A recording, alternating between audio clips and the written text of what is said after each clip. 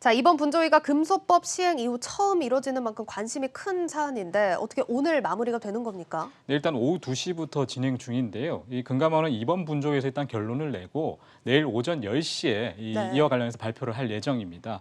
이 라임 무역 펀드와 좀 비슷한 행보를 보이고 있는데요.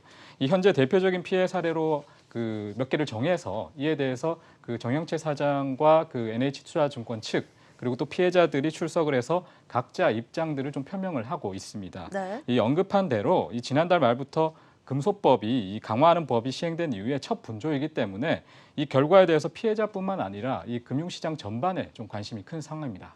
네, 본격적으로 내용을 좀 살펴볼 텐데 지금 예측되는 결과로는 착오에 의한 계약 취소, 이 계약 취소 시나리오가 우세하죠. 네, 맞습니다. 일단 금감원은 이전부터 그 외부의 어떤 자문 법률을 통해서 이 부분을 염두에 두고 분조위를 좀 준비해왔던 것으로 알려졌는데요. 네. 이 착오에 의한 계약 취소 같은 경우에는 예초에 계약을 체결하지 않았을 만큼 중요한 사항이 일단 제대로 알려지지 않았기 때문에 계약을 취소할 수 있도록 한 민법 조항인데요.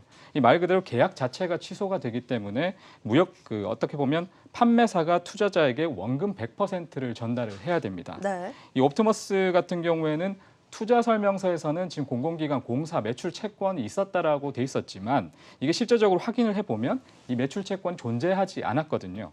이런 점에서 이것이 판단 근거로 작용을 했습니다. 이 지난해 6월 그 라임 무역 펀드에서도 이 최초로 적용된 선례가 있기 때문에 법 적용에 있어서는 다소 조금 수월하다 이런 평가가 나오고 있습니다.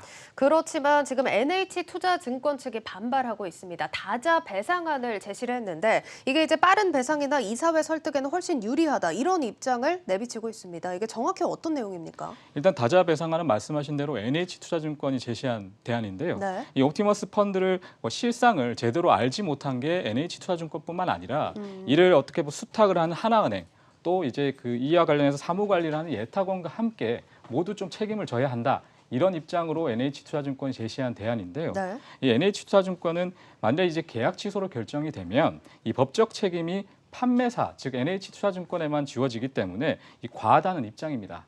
또 이게 사실 큰 손실이 될 수가 있거든요. 네. 이런 점에서 이사회에서 계약 취소 안건이 통과될 수 있을지가 조금 어렵다. 이런 식으로 좀 얘기를 하고 있습니다. 이 부분에 대해서는 오늘도 정영채 사장이 강조를 했었고요. 네. 하지만 이 금감원은 이를 수용하지 않을 것으로 일단 알려지고 있습니다. 이유는 이 다자 배상안이 확정되면 이 책임 소재가 좀 명확해야 되기 때문에 확정이 될 때까지 시간이 오래 걸릴 수밖에 없습니다. 네. 그런데 이 금감원 같은 경우에는 이 부분을 좀 지적을 하면서 NH투자증권이 좀 시간 끌기를 하는 것 아니냐 이렇게 좀 지적을 하고 있습니다. 예, 들어보신 대로 쉽지 않은 상황입니다. 피해자들 입장이 또 중요할 것 같은데 어떻게 보고 있습니까? 일단 피해자들 같은 경우에는 당연히 계약 취소에 조금 방점을 두고 있는데요. 네. 일단 판매사가 100% 보상을 한다는 점에서 명확하다는 게 근거입니다. 다만 어떤 방안이 피해자들에게 좀 더 유리할지, 구제에 유리할지는 조금 의견이 엇갈립니다.